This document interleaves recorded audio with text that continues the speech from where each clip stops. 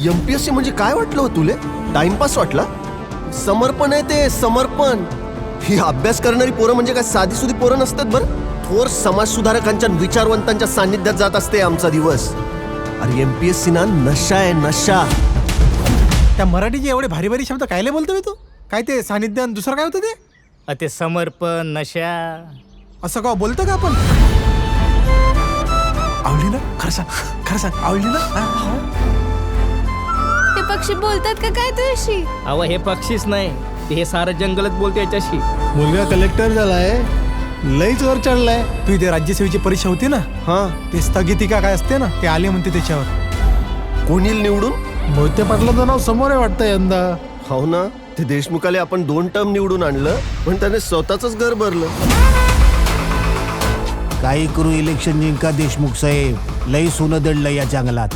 माझी सत्ता येणार इथं, लक्षात ठेव. काही लोकांना प्रवाहाच्या विरोधात ठेवायचं आणि मग आम्हाला सरकार आमच्या विकासाकडे लक्ष देत नाही अशा बोंबा मारायच्या. असं आहे तुमचं. गाडीत पेट्रोल नाही, गावात पाण्याचा पत्ता नाही. अरे पडू दे मला बाप्पा पाऊस. मग अशी पेपरात वाचलं मी, हायवे जाणार आहे म्हणे जंगलातून. आपण घेऊया ना हे सिरियसली.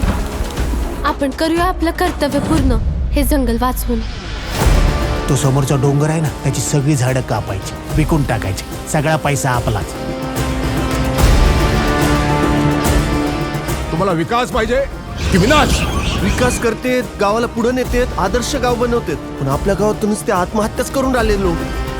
हे बघा, रिपोर्ट मध्ये हेच लिहिलंय की पावसाच्या पाण्याला धरायला जमिनीत मुळं पाहिजे. आता झाडच तोडली तर मुळं काय जमिनीच्या वरती उगवणार? जीव वर आलाय काय रे तुझा? पंख फुटले, छाटून टाकी ना.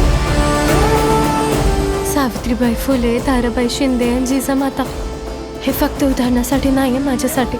मी येते तुझ्या सोबत. जंगल कोण वाचवणार? कोण वाचवणार?